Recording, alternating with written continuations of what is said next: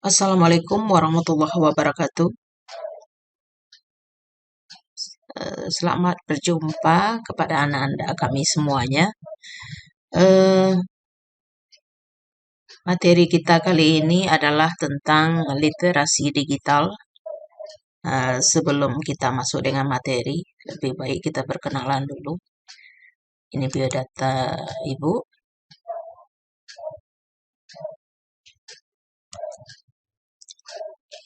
Ya, nama, jabatan, kemudian bidang studi yang diajarkan, dan email. Sekarang kita masuk dengan materinya. Materi yang akan kita pelajari adalah yang pertama, etika bermedia sosial. Kemudian, literasi digital. Dan yang ketiga, hoax dan cek fakta.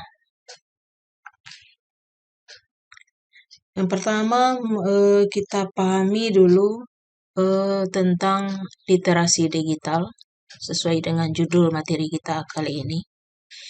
Literasi atau keterbukaan wawasan, ya. Ini adalah sebenarnya ada 4 macam yang harus dikuasai oleh generasi milenial sekarang, dan literasi digital adalah salah satunya. Literasi digital adalah pengetahuan dan kecakapan untuk menggunakan media digital, alat-alat komunikasi atau jaringan dalam menemukan, mengevaluasi, menggunakan, membuat informasi, dan memanfaatkannya secara sehat, bijak, cerdas, cermat, tepat, dan patuh hukum dalam rangka membina komunikasi dan interaksi dalam kehidupan sehari-hari. Latar belakangnya ini bisa kita lihat dari sebuah berita pada koran pada situs galamedianews.com, ya. Isi beritanya, tingkat kesopanan online netizen Indonesia paling rendah se-Asia Tenggara. Nah, ini penyebabnya bisa jadi yang pertama karena minat baca tinggi, tapi daya baca rendah. Apa maksudnya ini? Minat baca tinggi. Minat baca itu orang Indonesia ini suka baca. Kita bisa lihat, kita bisa tahan berjam-jam untuk men-scroll, melihat Facebook, baca chat, kemudian baca-baca berita di media sosial. Tapi kalau kita sudah bertemu dengan teks yang cukup panjang, itu sudah banyak yang main skrip saja, ya. Nah, ketidakmampuan membaca yang panjang-panjang itu disebut dengan daya baca rendah. Jadi suka baca, tapi kalau sudah panjang-panjang chatnya atau tulisannya, nah itu main skip saja. Kemudian latar belakang yang kedua bisa jadi kurangnya kesopanan dan etika dalam bermedia sosial. Dan yang ketiga adalah kurangnya ilmu dalam bermedia sosial. Kita bahas yang kedua, etika berkomunikasi via chat dengan orang yang lebih tua. Kenapa ini yang kita bahas dengan orang yang lebih tua? Ya, karena ini sangat berguna untuk kita belajar online, ya. Untuk belajar online sekarang ini kamu dituntut untuk bisa berkomunikasi melewati media sosial seperti WA. Nah, dalam berkomunikasi yang pertama yang harus ada dulu untuk memulainya harus ada salam, ya. Bisa dalam bentuk Assalamualaikum kalau kita Muslim. Salam yang dituliskan itu sebaiknya itu salamnya lengkap, ya, seperti Assalamualaikum. Kalau tidak terlampau panjang, warahmatullahi wabarakatuh, cukup Assalamualaikum saja sudah boleh. Dan jangan disingkat-singkat pula yang Assalamualaikum itu, ya. Yang kedua, basa-basi untuk sebagai pembuka kata istilahnya. Yang ketiga, etikanya fokus pada permasalahan. Jadi jangan dibawa bercerita dulu panjang lebar, langsung saja kepada masalahnya. Yang keempat, sebagaimana menghadapi orang yang lebih tua, jangan mendikte. Dan yang berikutnya adalah perhatikan waktu dalam berkomunikasi. Jangan sampai kamu masih berkomunikasi atau main chat guru kamu, padahal hari sudah malam. Sebenarnya banyak lagi yang lain. Nah, ini contohnya. Yang kiri yang betulnya, ya. Ada seorang siswa yang berkomunikasi dengan gurunya, wali kelasnya. Nah, dilihat di sini dia berkomunikasi pada jam 19.40. Berarti sudah masih normal ini, walaupun malam ya.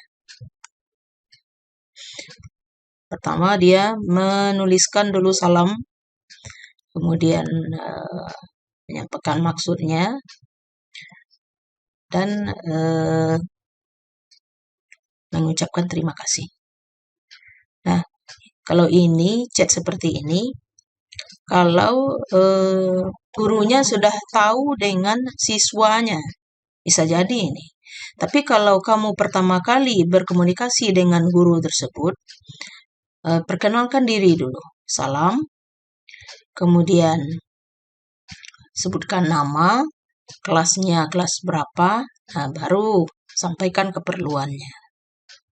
Ya. Nah, jangan sampai seperti ini yang kanan. Ya, bahasanya ini, tulisannya ini seperti dia berkomunikasi dengan temannya.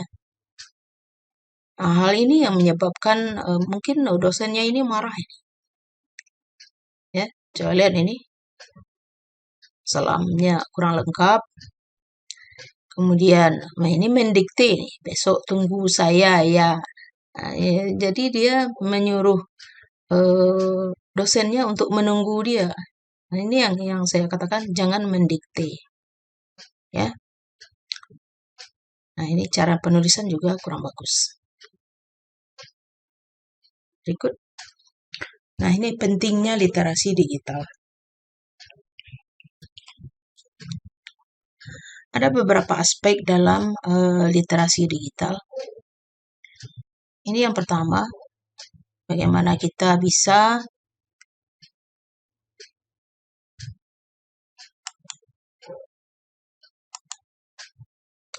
ini yang pertama, bagaimana kemampuan kita menggunakan teknologi digital.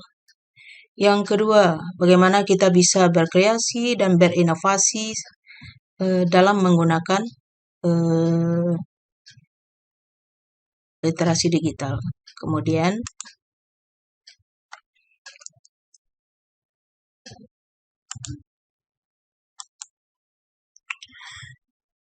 yang berikutnya, information, data, and content. Bagaimana kita bisa menggunakan informasi, data, dan konten yang ada dalam dunia digital. Kemudian, teaching, learning, and self-development. Bagaimana kita menggunakan literasi digital itu untuk mengajar, belajar, dan mengembangkan diri pribadi. Kemudian bagaimana yang berikutnya, communication, collaboration, and participation. Bagaimana kita berkomunikasi dan berkolaborasi dalam dunia digital. Dan berikutnya, yang terakhir, bagaimana kita bisa menjaga identitas digital kita, kemudian keamanan serta pengamanan dari data kita tersebut. Sedangkan kerangka literasi digital Indonesia menurut ICT Watch ini, dalam literasi digital juga ada proteksi, yaitu perlindungan data pribadi, keamanan daring, dan privasi individu. Dan berikutnya hak-hak dalam literasi digital. Yang pertama adalah kebebasan berekspresi, kekayaan intelektual. Kebebasan memang kebebasan berekspresi itu bukan bebas tidak terkendali ya, tapi juga bertanggung jawab. Kemudian juga secara bukan hanya bebas, tapi juga bertanggung jawab. Kemudian berikutnya adalah kekayaan intelektual serta aktivisme sosial. Berikutnya pemberdayaan. Literasi digital juga mendukung pemberdayaan jurnalisme warga, kemudian kewirausahaan, jadi bisa digunakan untuk berwirausaha, sehingga banyak sekarang setiap jenis usaha didukung oleh dunia digital dan bisa menjangkau lapisan yang lebih luas. Kemudian etika informasi. Berikutnya, perubahan mendapatkan informasi. Kalau dulu dalam mencari sebuah informasi bisa kita ambil atau kita dapatkan dari radio, kalau kami dulu ya, dari TV, jaringan televisi, kemudian koran-koran. Dari sana kita akan mendapatkan ilmu atau fakta-fakta. Tapi sekarang, generasi milenial sekarang, ini mendapatkan pengetahuannya melewati beberapa sumber, tapi sumber itu mereka kadang-kadang ambil dari dunia media sosial. Ada yang dari Twitter, Facebook, dan YouTube. Nah, kita kadang-kadang banyak mendapatkan fakta melewati media sosial ini. Dan fakta-fakta yang kita dapatkan itu kadang-kadang ada yang betul, ada pula yang tidak. Kalau di Indonesia saja ada 800.000 akun-akun fake atau akun-akun yang tidak resmi. Yang itu ialah yang harus kita hindari. Kenapa kita menghubungkan media sosial dengan informasi yang kita dapatkan? Karena media sosial itu ya bisa mempersempit atau memperluas wawasan. Kenapa disebut seperti itu? Ini contohnya. Media sosial itu menerapkan filter bubble algorithm, yaitu algoritma media sosial untuk menyaring rujukan bacaan atau informasi disesuaikan dengan riwayat aktivitas kita di internet. Positifnya, kita akan mendapatkan teman dan informasi yang relevan dengan peminatan. Negatifnya, kita rentan membatasi diri untuk menerima informasi alternatif yang berbeda dengan kita. Jadi, misalnya kita membuka Facebook. Kalau kita melihat Facebook, maka kita akan melihat postingan-postingan dari teman yang ada di media sosial kita. Kalau kita suka dengan postingan tersebut, kita akan like, kemudian membuat komentar. Riwayat like dan komentar yang kita lakukan itu akan dicatat dan diarahkan nanti untuk postingan-postingan selanjutnya. Jadi jangan kita menyangka bahwa postingan yang kita lihat itu adalah postingan semua teman yang kita punya. Bukan seperti itu. Postingan yang pertama kali muncul di timeline kita adalah postingan yang mirip dengan postingan yang kita like sebelumnya. Nah, itu yang disebut dengan filter bubble. Ya, jadi di filter itu. Nah, fenomena yang terjadi adalah seperti ini. Munculnya fenomena ruang bergema yang disebut dengan echo chamber. Apa yang kita like itu terus yang mirip-mirip dengan itu yang akan keluar di media sosial kita. Jadi tidak seluruh informasi yang keluar di media sosial kita, tapi informasi yang senada dengan yang kita like atau yang kita komen sebelumnya.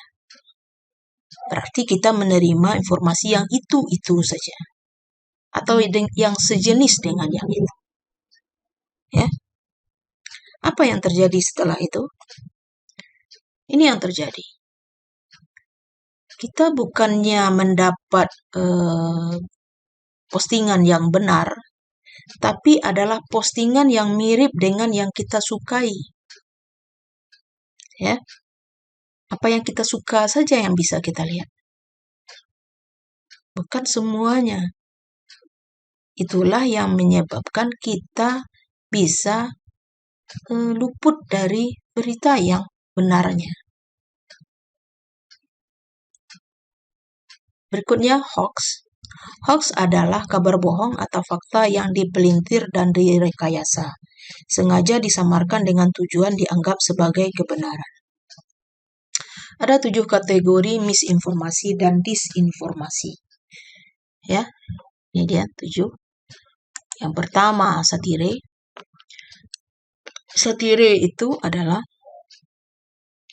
postingan yang bermaksud untuk menyindir dengan tujuan kadang-kadang untuk lucu-lucuan saja. Ya, contohnya ini. Islam itu agamanya salah. Kalau orang sepintas melihat atau membaca postingan ini, dia akan berpandangan negatif ini. Ya. Tapi kalau orang yang sudah mengerti dan meneliti lebih lanjut, salah ini adalah nama orang. Seorang pemain bola yang beragama Islam. Jadi kita harus hati-hati dengan apa yang kita baca. Postingan ini betul ini. Islam itu agamanya salah. Salah itu apa? Salah itu siapa? Salah ini orangnya. Nah, ini yang postingan kedua. Ini kalau kita lihat-lihat ini mirip dengan presiden kita. Ini bukan presiden kita ini. Bukan foto presiden kita waktu muda. Ini adalah foto seorang anak pang yang tampangnya mirip dengan presiden kita. Ya. Jadi tujuannya untuk lucu-lucuan.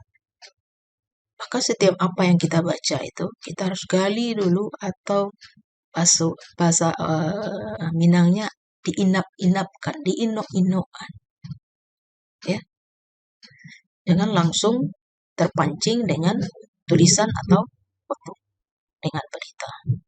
Lihat dulu sisi lainnya atau kebenarannya. Yang kedua, konten yang menyesatkan. Ini konten yang menyesatkan, contohnya ini ada orang yang dulu yang menyampaikan bahwa masker itu bagusnya dilapisi dengan tisu yang sudah dibasahi oleh air. Ini menyesatkan ini. Setelah diteliti oleh dokter, menurut dokter ini malah tisu yang sudah dibasahi oleh air itulah yang berbahaya karena banyak mengandung uap air yang berbahaya bagi paru-paru. Berikut konten tiruan. Ini ada postingan berupa Twitter yang disampaikan oleh Nadiem Anwar Makarim. Ini isinya. Apakah benar ini Nadiem Anwar Makarim? Ya. Ini bukan akun Menteri Pendidikan ini. Kalau akun Menteri Pendidikan bisa kita lihat ini. Nah, ini dia. Ini adalah akun Menteri Pendidikan yang resminya.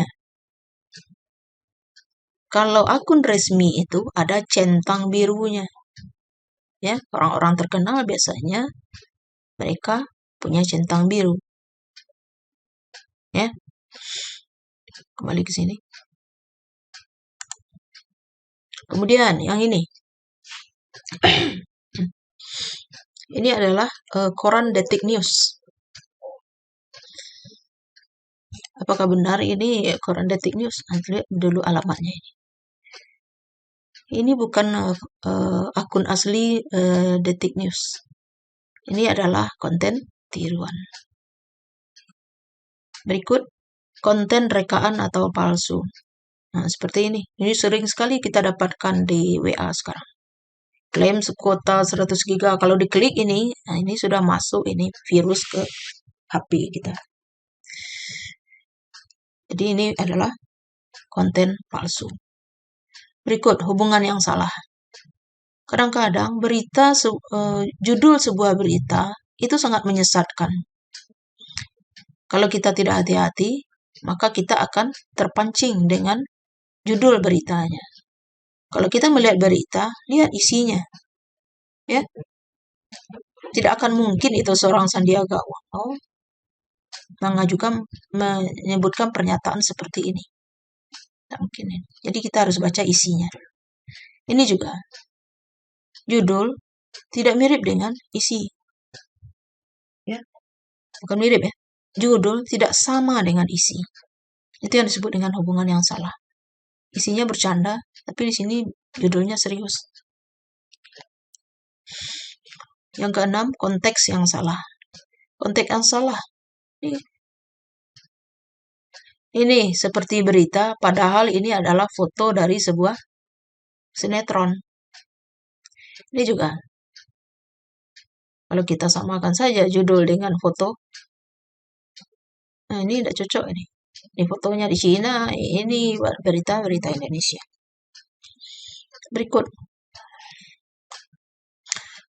nomor 7, konten yang dimanipulasi. Ini foto, ini aslinya, ini yang sudah dimanipulasi. Ini juga, ini foto screenshot yang sudah dimanipulasi. Di sini jelas ini. Ya. Di sini tempelan ini. Ini yang aslinya. Kemudian ada tulisan tempelan di sini. Nah, mengapa kita mudah percaya? Bisa jadi penyebabnya ini. Kita tidak bisa bedakan satire dengan hoax. Kemudian sering muncul di timeline kita. Kemudian terhubung dengan perasaan atau keyakinan kita. Dan yang lain-lainnya. Malas membaca juga. Malas membaca dan verifikasi. Nah, ini menurut Ketua WHO. Kalau dihubungkan dengan COVID, ini yang terjadi sekarang. We are not just fighting an epidemic, we are fighting an infodemic. Kita bukan hanya berjuang mengatasi wabah, tapi kita juga berjuang melawan info. Fake news spreads faster and more easily than this virus. Berita palsu menyebar lebih cepat dan lebih mudah dibandingkan virus ini. Dan itu sama berbahayanya. Jadi, ini yang terjadi. Nah, jadi bagaimana kalau kita menemukan konten yang negatif? Kalau kita menemukan konten yang negatif, jangan komentari secara kasar. Itu sering sekali netizen sekarang sering sekali ini komentari sebuah postingan dengan kasar. Tidak perlu itu. Kalau kita komen tambah viral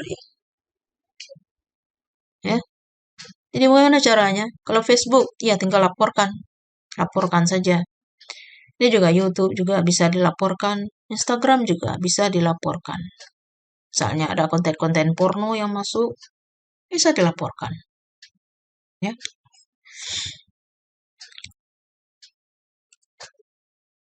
Nah, ini sumber dari materi kita hari ini. Saya mengucapkan terima kasih kepada ICT Watch yang sudah saya sebagai sumber materi saya hari ini. Kalau kamu ingin tahu lebih lanjut, bisa melihat di sumbernya. Sekian dan terima kasih dan semoga bermanfaat. Jadi, kesimpulannya, membaca itu sangat penting. Ya, kalau menemukan sebuah bacaan, jangan langsung diterima saja mentah-mentah, teliti. Kemudian kesimpulannya, internet,